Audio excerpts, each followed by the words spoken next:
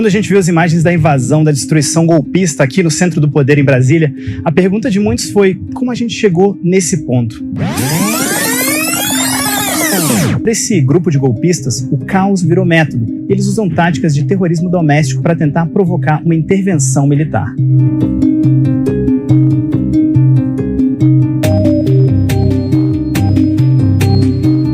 Nos últimos 2 anos, bolsonaristas têm realizado exercícios constantes e coordenados de mobilizações de insurgência. Isso é o que aponta a coordenadora do Observatório de Extrema-Direita, Isabela Calil. Ela disse que o marco desse processo ocorreu em março de 2020, quando Jair Bolsonaro e seus apoiadores passaram a atacar os governadores e o Supremo Tribunal Federal em atos que passaram a ser chamados de manifestações antidemocráticas. É bem verdade que o bolsonarismo desde o início falava em rupturas institucionais, mas a coisa foi esquentando. Eles começaram com sugestões, às vezes até em tom de piada, como essa do Eduardo Bolsonaro. O pessoal até brinca lá, cara. Se quiser fechar o STF, sabe o que você faz? Você não manda nem um jipe, cara. Manda um soldado e um cabo. Não é querer desmerecer o soldado e o cabo, não. E depois ganharam contornos bem mais radicais e concretos. Dizer a você que qualquer decisão do senhor Alexandre de Moraes, esse presidente não vai cumprirá. Em diversas ocasiões, Bolsonaro atacou ministros do Supremo, o sistema eleitoral, e deu a entender que não aceitaria o resultado das urnas. Foram anos pregando uma ruptura institucional, ainda as motociatas como um exercício de insurgência. Mas tem um elemento que é fundamental, a impunidade. O caso Daniel Silveira foi importante. O deputado federal ameaçou o Supremo, inclusive de agressão física. Foi condenado pela Justiça e perdoado pelo Bolsonaro. Fica concedida graça constitucional a Daniel Lúcio, federal, condenado pelo Supremo Tribunal Federal. Condenado pelo Supremo Tribunal Federal. Pouco a pouco, caso a caso, foi se normalizando um discurso extremista e criminoso. E atos, comportamentos violentos, passaram a ser rotina. Um deles aconteceu há uma semana do segundo turno das eleições, quando Roberto Jefferson resistiu à prisão e chegou a atirar e jogar uma granada contra policiais. Veio o resultado das eleições e um grupo de pessoas foi à porta dos quartéis para pedir uma intervenção militar. A linha entre liberdade de expressão, opinião e crime foi diversas vezes ultrapassada. O silêncio de Bolsonaro alimentou teorias da conspiração que eram exatamente o motor desses movimentos antidemocráticos. De acordo com a pesquisadora Calil, que observa esses grupos de perto, eles ficaram menores e mais radicais. Olha só o que ela tuitou.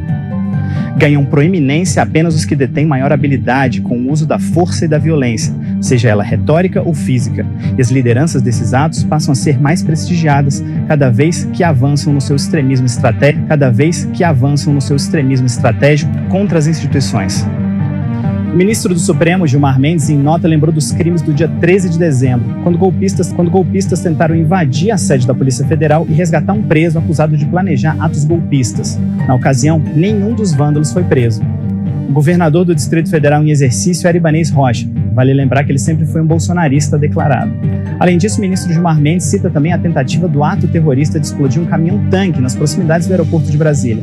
Na ocasião, um homem foi preso e assumiu a autoria do crime. Disse que o plano era de dar início ao caos e criar um estado de sítio no país.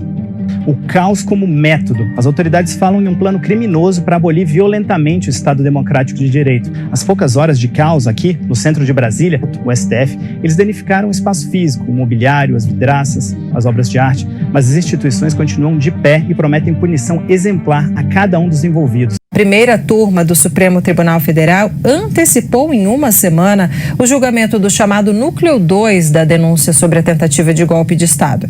Inicialmente, esse julgamento estava marcado para os dias 29 e 30 de abril.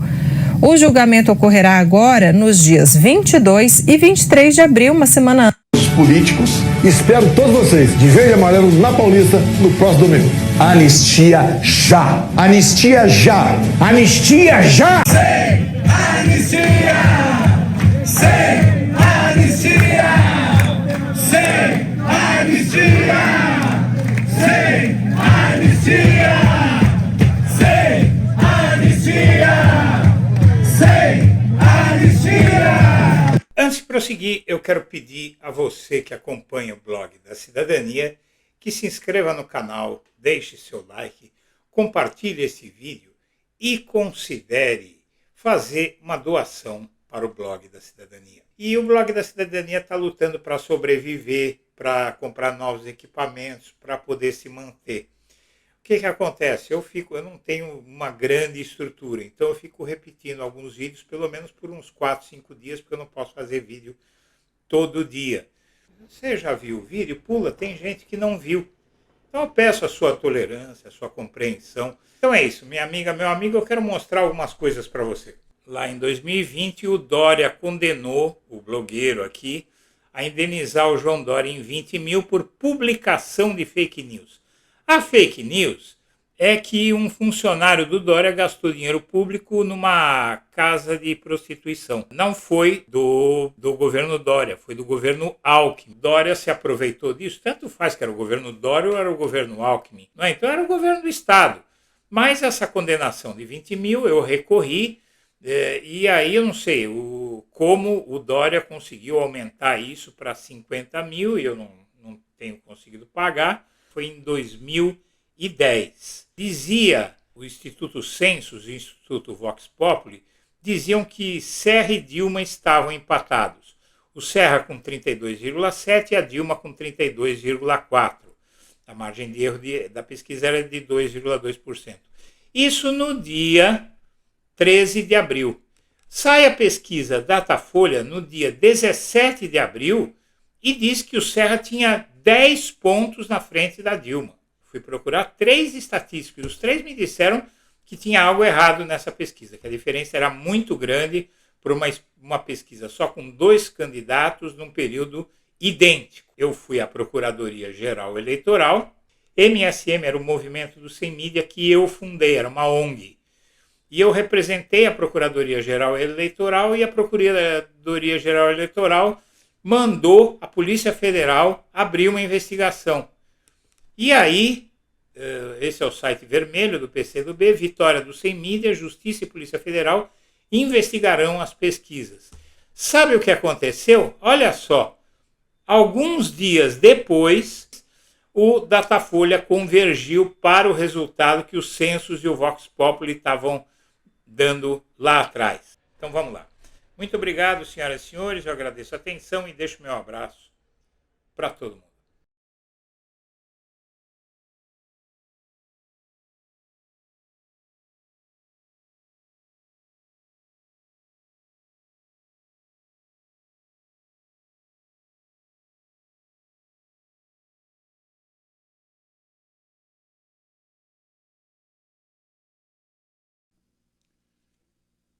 Bom dia, senhoras e senhores. Hoje é 5 de abril de 2025.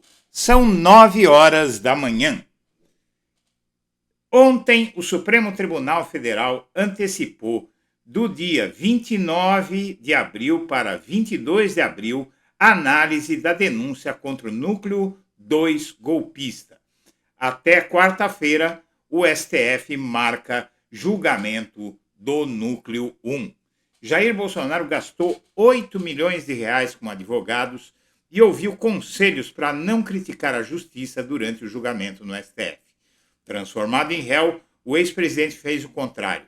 Reuniu a imprensa e ofendeu os ministros do Supremo.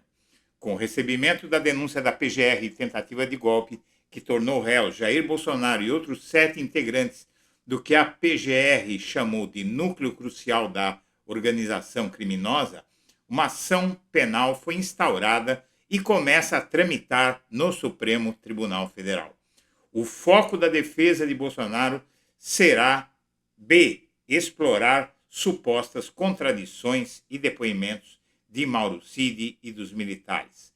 Vai começar uma batalha de versões acerca da acusação contra o ex-presidente por tentativa de golpe de Estado. Bolsonaro aposta na política para tentar escapar da condenação no STF. Transformado em réu após julgamento, o ex-presidente investe fichas em uma batalha quase impossível, reverter um destino que já parece traçado. Para isso, vem atacando o STF e convocou agora manifestação que pretende multitudinária para intimidar o tribunal, entrando em choque justamente com o que os advogados milionários que ele contratou pregam que ele não faça.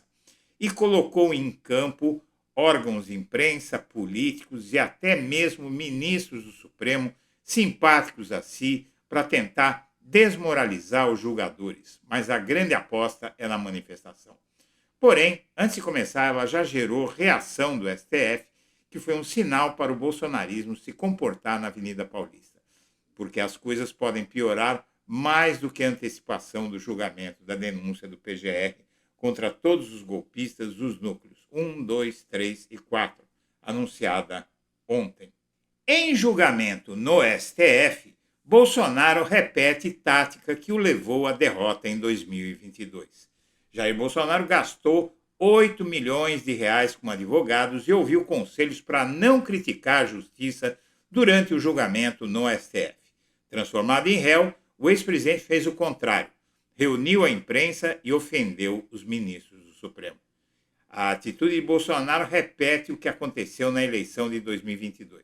Seja na corrida eleitoral, seja no julgamento no STF, existe uma bipolaridade entre os aliados que cercam o ex-presidente. São duas alas divergentes fazendo pressão para Bolsonaro adotar caminhos completamente opostos. A ala técnica, pragmática, sugere não melindrar a relação com os ministros.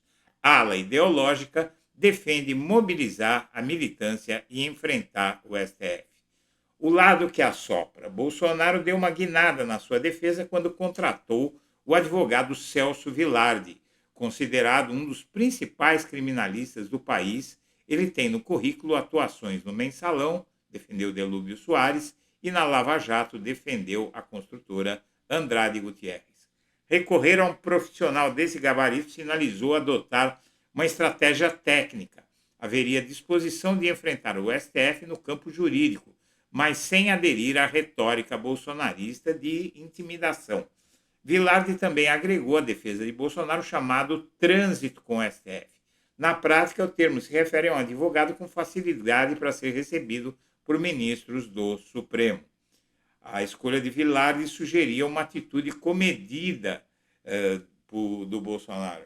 A presença dele no primeiro dia de julgamento e o comportamento equilibrado durante toda a sessão refletiam essa orientação. Era uma decisão política, mas tinha como intenção também mostrar respeito ao judiciário. E aí você tem o lado que morde, não é? O Paulo Cunha Bueno. Ele é monarquista, bolsonarista, militarista, defensor do golpe, defensor de tudo que o Bolsonaro queria fazer. Ao contrário do Celso Vilardi, que nega que o Bolsonaro tenha participado do golpe e não defende exatamente o oposto do que o outro advogado. Então, Bolsonaro ele foi em duas frentes, uma que morde e outra que assopra. O Cunha Bueno assistiu inerte ao ex-presidente entrar no modo cercadinho. Foi uma sequência de teorias conspiratórias que ele vociferou depois do julgamento, e nessa entrevista aqui que você vê ele dando depois do julgamento, ele simplesmente confessou que pediu o golpe. E que foi pedir o golpe que depois descobriu que não ia dar certo. Mas ele confessou que reuniu os ministros e deu o golpe, só um pouquinho de golpe. Tentou, mas como eles falaram que não topavam, ele desistiu. Ele confessou isso. Acredite se quiser. Bom, da citação do julgamento, o processo do Bolsonaro ele vai ser o seguinte, vamos ver rapidamente aqui. Com o recebimento da denúncia de tentativa de golpe, que tornou Jair Bolsonaro e outros 7 integrantes do que a Procuradoria-Geral da República nominou de núcleo crucial da organização criminosa, uma ação penal foi instaurada e começou a tramitar no STF. E aí o Bolsonaro vai ter os julgamentos, teve os julgamentos nos dias 25 e 26 de março, virou réu e eles foram acusados, os réus, de organização criminosa, tentativa de abolição violenta do Estado Democrático de Direito, golpe de Estado, dano qualificado pela violência e grave ameaça contra o patrimônio da União e com considerável prejuízo para a vítima, que foi inserido na denúncia pelo PGR, né? O PGR colocou esse crime aqui junto com os que a Polícia Federal pediu, e deterioração do patrimônio tombado. Quem foi julgado no Núcleo 1 foram Braga Neto, Augusto Heleno, Paulo Sérgio Nogueira, ex-ministro da Defesa, Anderson Torres, ex-ministro da Justiça, Alexandre Ramagem, chefe da ABIN, Almir Garnier, comandante da Marinha no governo Bolsonaro, o único dos 3 comandantes que aceitou dar o golpe, e Mauro Cid, o delator. A ação penal começa na fase da instrução penal. É feita a citação dos réus e eles fazem a defesa prévia que já fizeram. Depois, a produção de provas. Agora, na sequência da instrução criminal, a produção de provas perante o judiciário. Nessa etapa serão ouvidas testemunhas de acusação e defesa e produzidas provas documentais e periciais solicitadas pelas partes. Depois virá a fase de interrogatório das testemunhas e alegações finais. Não é muito longo o negócio.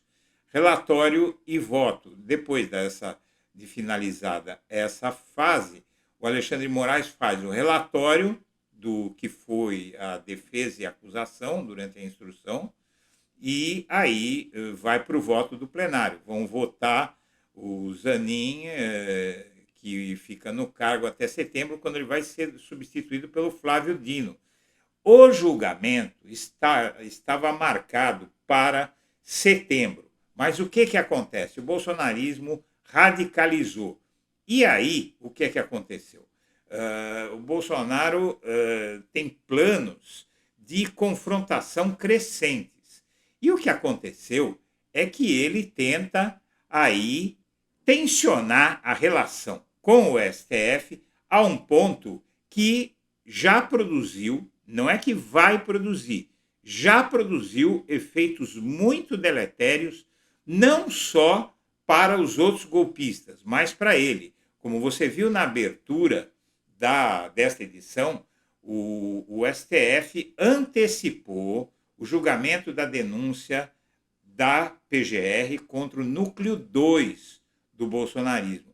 Mas agora, sobre o qual nós vamos falar, mas agora o que acontece é que os núcleos 3 e 4 também vão ser antecipados e com isso você antecipa o julgamento, o fim da fase de instrução penal e o início propriamente dito do julgamento, que vai começar assim que houver a última citação. E a última citação, que era para ser em 20 de maio, deve recuar. Cada uma dessas citações deve recuar uma semana. Então, a citação do núcleo 2, que era para ocorrer no último dia de abril, vai ocorrer no próximo dia 22 e 23, com antecipação de uma semana.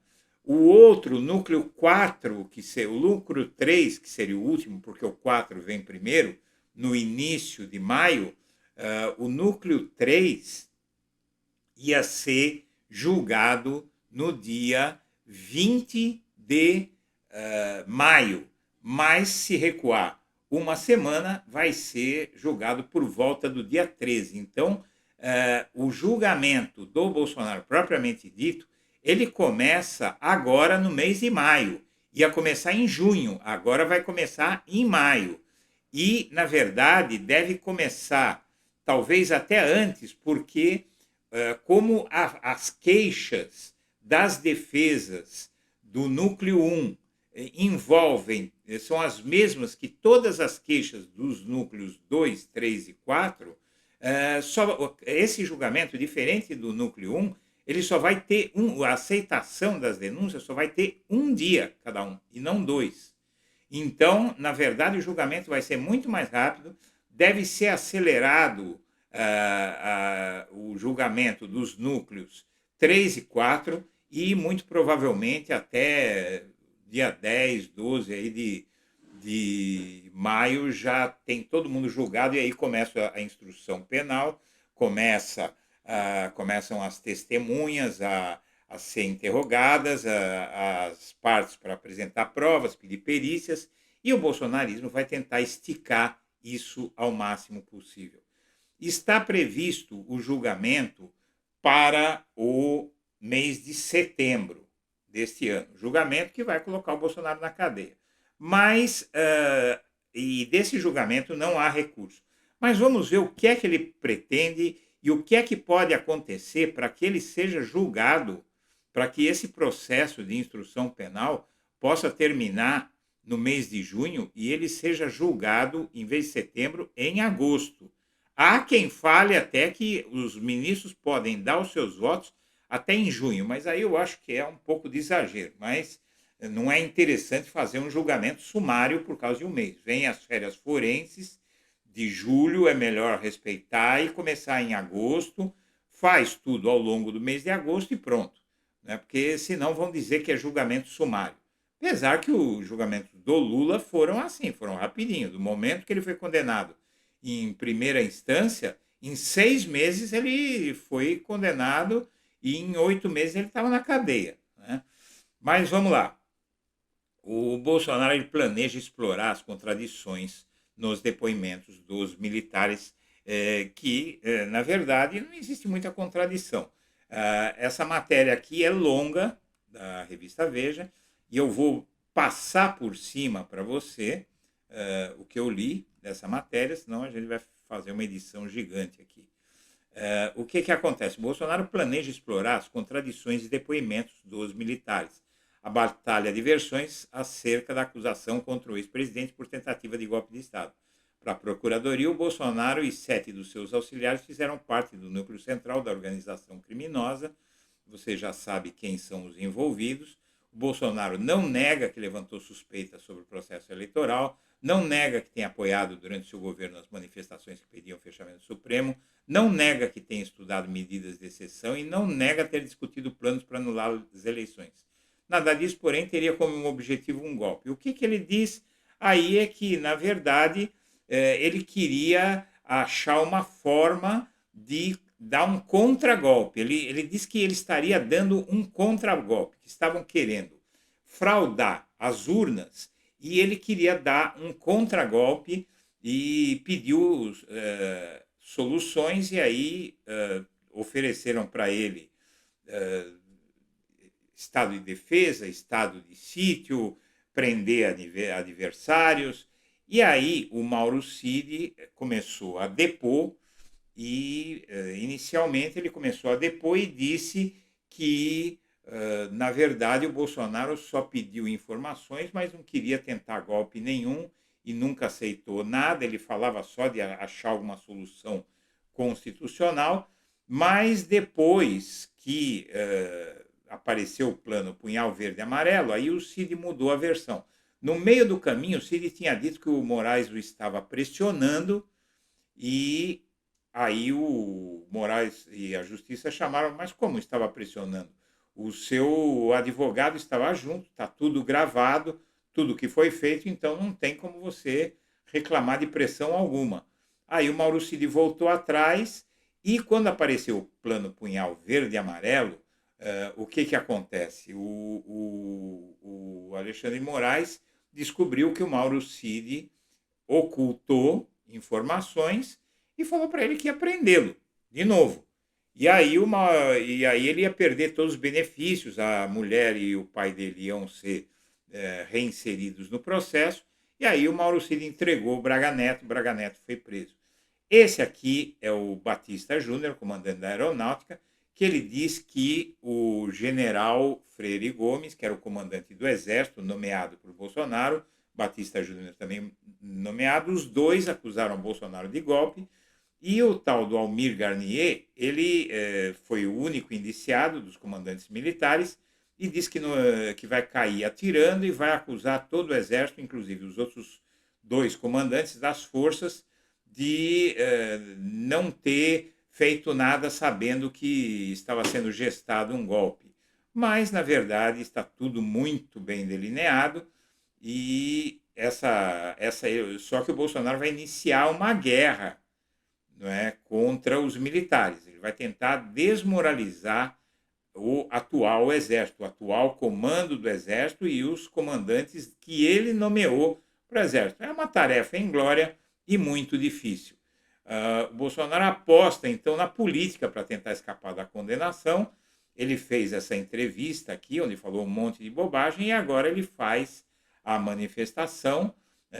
Ele está vai vender a versão na Avenida Paulista amanhã, que o julgamento dele tem intenção de de prender, não ele, de derrotar o bolsonarismo. O Eduardo Bolsonaro, enquanto isso, tenta ameaçar o Supremo lá nos Estados Unidos, e isso aí é o fim do caso do Bolsonaro, né? A chance dele vencer usando esse tipo de estratégia é muito pequena. O advogado novo dele, o monarquista, o Paulo Acunha Bueno, quer esse caminho mesmo, do confronto, e tentar intimidar o Supremo. E o Celso Vilardi, que é um advogado experimentado, falou: olha, nós vamos nos dar mal. Os bolsonaristas continuam mentindo. Esse Nicolas gravou um vídeo dizendo que a tal da Débora do Batom foi condenada por pichar a estátua, e, na verdade, ele mente a dizer que ela foi condenada por pichar a estátua, mas, na verdade, ela foi condenada porque ela é acusada de 5 crimes: abolição violenta do Estado Democrático de Direito, golpe de Estado, dano qualificado, deterioração do patrimônio tombado e associação criminosa. E a sentença de 14 anos não está fechada, então ele está mentindo aí que a sentença está fechada. Além disso, aí começa a reação, né? Começa a reação ao que eles estão fazendo. Já uma deputada acionou o Ministério Público contra o Clube Militar por apologia ao golpe. O Clube Militar fez um almoço no 31 de março para comemorar o movimento democrático em 1964, que pôs tanque na rua para derrubar o governo que o povo elegeu. Veja só. E aí a deputada Natália Bonavides pediu que o Ministério Público Federal e o Ministério Público Militar investiguem o Clube Militar do Rio de Janeiro, porque estava proibido de fazer esse almoço com dinheiro público. O ingresso foi de R$100 e o almoço foi realizado no Clube Militar com apoio do Clube Naval e do Clube da Aeronáutica. O evento tem evidente tom comemorativo, e nos documentos enviados ao Ministério Público Militar e Ministério Público Federal, a deputada destacou que essas ações comemorativas do golpe tentam naturalizar ações de fardaço para tentar contra a democracia. E aí o ato pró-anistia gera disputa de deputados que querem subir no trio elétrico. Por quê? Porque essa manifestação aí vai focar basicamente nos políticos que vão estar lá e não no público. Você já vai me entender. Na fila da Justiça, o STF agenda mais 3 julgamentos sobre tentativa de golpe. O Supremo divulgou o calendário da análise das fatias restantes da denúncia da PGR. Na primeira leva estão o general Mário Fernandes e o ex-diretor-geral da Polícia Rodoviária Federal, Silvinei Vasquez, e o ex-assessor da Presidência da República, Felipe Martins. O Supremo agendou o julgamento de mais 3 fatias da denúncia apresentada para a PGR sob planejamento do golpe de Estado em 25 de golpe de Estado, e 25 suspeitos vão virar réus. E após ter transformado em réu Jair Bolsonaro e 7 aliados, o STF agendou análise de outras 3 fatias da denúncia da PGR sobre a trama golpista. Ontem, a Corte comunicou a antecipação em uma semana do julgamento, que estava marcado para o dia 29 de abril, agora será no dia 22. A decisão foi tomada pelo Cristiano Zanin, presidente da primeira turma, órgão do Supremo responsável pelo caso. A atitude de Zanin traduz a intenção do tribunal em julgar os processos com agilidade para que as discussões jurídicas afetem o menos possível as campanhas eleitorais de 2026. A expectativa é que até o fim de maio outros 25 acusados sejam tornados réus. Não vai ser no fim de maio, vai ser muito antes, porque a antecipação de um dos julgamentos só tem sentido se antecipar os outros, senão não adianta nada antecipar um dos julgamentos. O próximo julgamento será do núcleo 2 da denúncia, composto por 6 acusados, no dia 6 de maio, e será julgada parte da denúncia reservada para o núcleo 4. E a denúncia sobre o núcleo 3, que estava agendada para 20 de maio, muito depois do 6 de maio, vai antecipar uma semana aí e vai lá para o dia 13, e vai durar um dia só. Foram reservados 2 dias para cada um dos julgamentos, mas a expectativa é que cada uma das decisões seja tomada em apenas um dia, porque as discussões que tomariam mais tempo, as chamadas questões preliminares, foram resolvidas na análise da denúncia do núcleo 1. E pronto, né? Então aí acabou a conversa. Os núcleos, tem o Fernando de Souza, no dia 2, núcleo 2, no dia 22 e 23 de abril próximo, tem o Fernando de Souza Oliveira, delegado da Polícia Federal, Felipe Martins, Marcelo Costa, Marília Ferreira Alencar, etc, Silvinei Vasquez, Mário Fernandes, o que queria matar o Lula, e aí você tem a divisão do resto dos militares aí, nos outros grupos 3 e 4. A chance de o STF reverter a inelegibilidade de Bolsonaro é nula, dizem os ministros. O recurso apresentado pelo ex-presidente está parado há quase um ano e os ministros dizem que já era, não tem reversão nenhuma de inelegibilidade para o Bolsonaro, nem é legal, é ilegal fazer essa anulação de inelegibilidade, não há instrumento jurídico, o STF falou que qualquer tentativa de fazer isso vai ser proibida pelo tribunal, que tem a primazia de decidir que leis são constitucionais e que leis não são.